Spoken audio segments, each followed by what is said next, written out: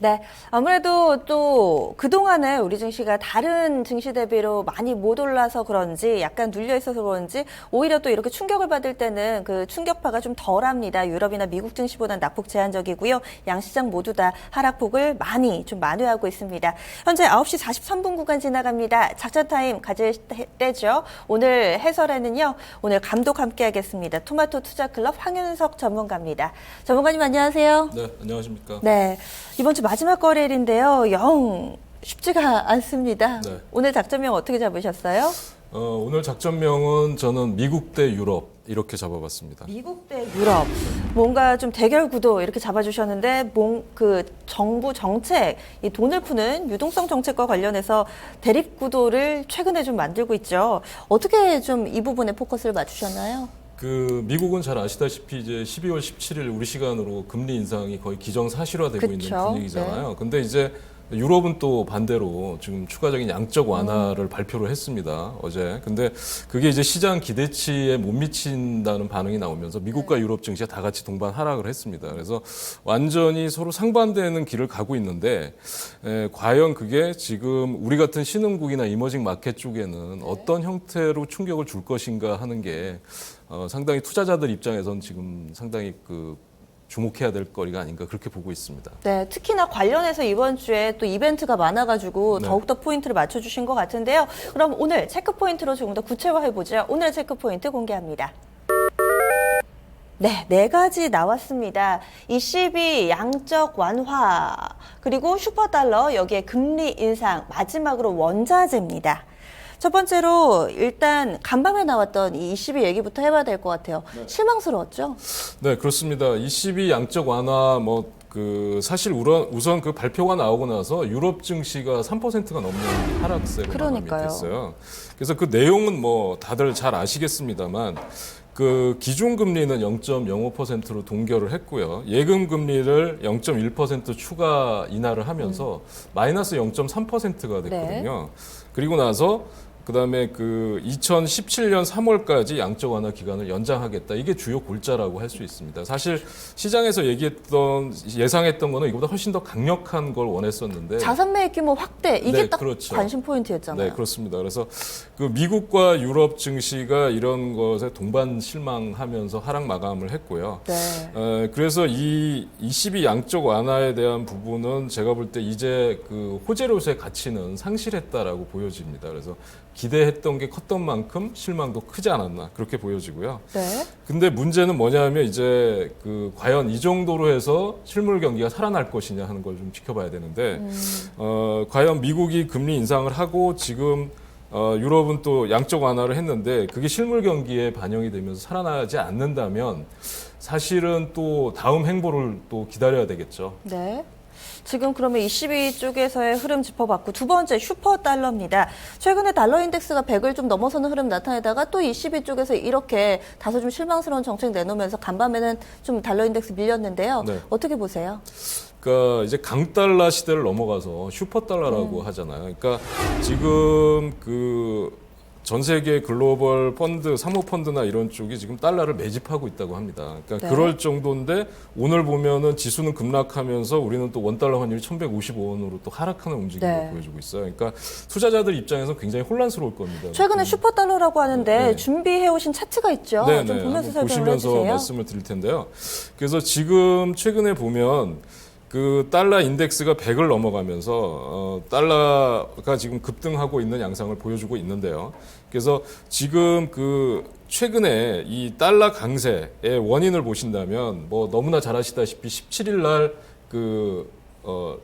이제 금리 인상을 앞두고 있잖아요. 그래서 지금 보면은 유로당 달러 값을 보실 수가 있어요. 그래서 지금 유럽이 양적 완화를 하기 전까지 달러가 엄청난 강세를 보였고 지금도 전체적인 흐름은 계속해서 나아가고 있는데 2014년 7월부터 이제 올해 9월까지 미국에서 유입된 자금이 2,300억 불 정도라고 합니다. 그러니까 그동안 2009년도 미국이 양적 완화를 하면서부터 2014년 7월까지는 빠져나간 금액이 한 7,500억 불이라고 하면 네. 3분의 1 정도가 회수가 된 거거든요. 그래서 이게 금리 인상을 이미 기대하고 달러 강세 여파로 해서 이런 흐름들이 지금 나타나고 있는데 이러한 강달러, 슈퍼달러 현상은 뭐 쉽게 끝나진 않을 걸로 그렇게 보고 있습니다. 그 1대1이 되는 패러티도 얼마 남지 않았다 뭐 이런 얘기까지 나오더라고요. 네. 그럼 이번 세 번째 포인트 넘어가겠습니다. 미국 쪽에서 금리 인상 뭐 앞서서도 우리 시간으로 17일 뭐 너무나도 기정사실화돼 있다 네. 해주셨는데 그 징후들이 나오고 있죠. 네.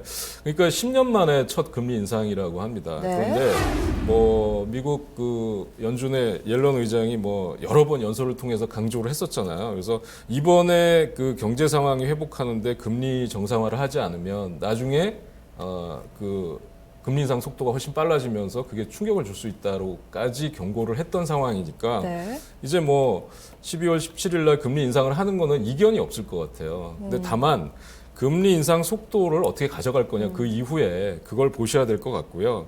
지금 제가 보면은 그 금리 인상의 속도에 따른 부분들을 또 예상을 하고 있는데 내년 2016년도에 미국의 금리 기준이 1%까지 갈 거냐 아니면 1%를 넘어설 거냐에 대해서도 지금 투자은행들이 각기 다른 의견들을 내놓고 있습니다. 근데 한 가지 투자자 여러분들이 주목하셔야 될 거는 이번 12월로 금리 인상이 끝나지 않는다는 거죠. 미국은 계속해서 경기가 호전이 되고 있기 때문에 이제 계속적으로 올라갈 것이다. 이렇게 봐야 될 것 같습니다. 지금 그림 나가고 있는데 10년 기간 동안에 플랫된 부분이 지금 기준금리가 그대로 최저 수준으로 동결돼 있는 그 부분이잖아요. 네, 그렇습니다. 이제 이 부분 끄트머리가 이제 살짝 올라가겠네요. 조만간. 네, 조만간 이제 올라가면서 내년 뭐 1분기부터 계속적인 흐름들이 나타나지 않을까 이렇게 보고 있습니다. 그러면 그게 가파르냐 혹은 이렇게 완만하냐 여기에 또 시장의 관심이 그렇죠. 상당하던데요. 근데 아무래도 지금 미국이 가파르게 금리를 올리기에는 여러 가지 유럽이나 또 이머징 마켓 상황을 보지 않을 수가 없을 것 같아요. 그래서 그거는 실물 경기 지표와 연동돼서 움직일 가능성이 네. 있다고 봅니다. 그리고 지금 금리 인상 그리고 달러 얘기해 주셨는데 그렇다면 또 상품 시장은 바로바로 연동이 되잖아요. 네, 그렇습니다. 마지막 키워드 원자재 값. 그래서 네. 이제 마지막으로 제가 말씀드릴게요. 원자재 가격이 추락하고 있다는 건데요. 네. 최근에 보면 소비 텍사스산 원유가 40불 이하로 떨어졌다 오늘 41불을 회복하면서 마감이 됐거든요. 네, 그리고 이제 또 뭐 금값은 아시다시피 6년 이래 최저를 기록했다라고 맞아요. 네. 했고요. 그러니까 지금 우리가 과거에 시장이 안 좋을 때 안전자산을 선호해서 안전자산 쪽으로 투자를 하는 것도 이제는 그렇게 흑백 논리나 상반 이렇게 극과 극의 논리는 통하지 않는 시대가 됐습니다. 그래서 상당히 어렵다는 말씀을 드릴 수 있겠는데요. 달러가 강세가 되면 계속적으로 원자재 가격은 추락할 수밖에 없는 이런 상극된 그런 흐름을 보여준다고 할 수 네. 있겠죠. 그래서 이런 원자재 값 추락은 제가 볼 때는 이제 이런 쪽에서 바닥을 확인하는 과정이 진행되지 않을까 그렇게 보고 있습니다. 네, 지금 네 가지 체크 포인트 저희가 좀 이야기를 나눠봤습니다. 22 달러 미국 쪽에서의 금리 인상 원자재 값인데요. 그러면 이쯤에서 물음표가 하나 생기죠. 그래서 우리는 이라는 네. 겁니다. 이제 투자 전략 들을 차례인데요. 이에 따라서 아무래도 환율 얘기 여러 차례 해주셨으니까 우리 원달러라든지 투자를 할 때 기준점으로 삼아야 할 이 환율 어떻게 좀 보세요? 저는 환율이 일단 그 미국 금리 인상을 기점으로 해서 원달러 환율이 일단 1,200원을 넘어가지 않을까 이렇게 보고 있습니다. 근데 네. 그 이제 한 가지 투자자 여러분들이 생각하셔야 될 게 그러면 그동안 그 수출주들이 강세를 보이지 않을까. 특히 자동차 관련주들이 최근에 그동안 엔저로 피해를 입었던 자동차 관련주들이 전기차를 포함해서 굉장히 강한 상승세를 보여주고 있잖아요. 네. 근데 또 하나 주목을 하셔야 될 거는 엔화가 125엔을 넘어가지 않느냐 하는 걸 체크해 보실 필요가 있어요. 만약에 엔화가 125엔을 넘어와서 130엔대로 간다고 하면 우리나라가 환율 쪽에 수혜 입는 게 상쇄될 가능성이 그쵸, 있습니다. 그쵸. 예, 네. 그래서 그러면 상승세가 추세적으로 꺾일 가능성이 있다. 이런 것도 체크해 보셔야 될 것 같습니다. 지금 원달러 그리고 엔달러를 동시에 봐야 된다 이렇게 언급을 해주셨는데 사실 앞서서 달러 인덱스가 100을 넘어설 때도 원달러 환율이 직전 고점인 1,200원까지 안 갔잖아요. 네. 일각에서는 뭐 선반영이 됐다. 그래서 이 금리 인상하고 나서 오히려 더 그런 기조가 주춤해질 거다. 이런 부분도 얘기가 나오던데. 네, 그런 얘기도 지금 일각에 있는 것 같아요. 근데 저는 이게 금리 인상 속도가 만약에 12월 금리 인상으로 그게 끝난다라고 하면 네네. 충분히 그럴 가능성이 있겠죠. 근데 실물 경기가 회복이 되면서 계속적으로 금리 인상을 할 것이고 네. 신흥국들은 아직 어떻게 보면 거기에 대한 대비가 안 돼 있다고 볼 수 있거든요. 그래서 그런 쪽에 충격이 만약에 나타난다고 하면 환율은 이상적으로 급등할 가능성도 있다는 걸 좀 주의를 하실 필요가 있을 것 같습니다. 네.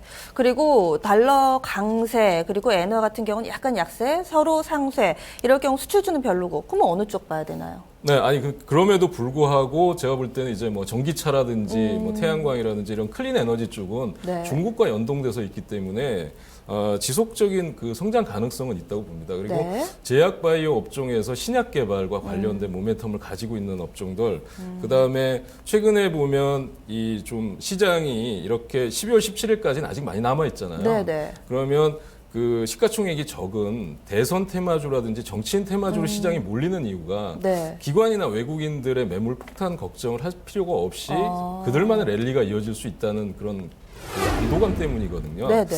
그래서 지금 시장에서는 단기 매매에 주력을 하시고 현금 비중을 늘려두면서 리스크 관리를 같이 병행하실 필요가 있다고 생각됩니다. 네, 알겠습니다. 이렇게 또 이야기를 들어봤네요. 오늘 말씀 고맙습니다. 네, 감사합니다.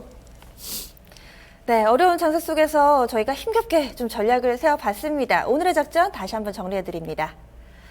오늘의 작전명은요, 미국 대 유럽이었습니다. 한쪽에서는 돈을 풀고 한쪽에서는 돈줄을 죄이는 모습 보여주고 있는데요. 이런 가운데서 우리는 원달러 환율과 N달러 동시에 좀 살펴보자라는 내용과 함께 중소형 테마주, 수급의 우려가 없는 중소형 테마주 위주로 짧게 트레이딩하자라는 전략이었습니다. 이런 가운데 현금 비중 늘려주시고요. 단기 매매에 주력하는 리스크 관리에 초점을 맞추는 전략 오늘 정리를 해봤습니다.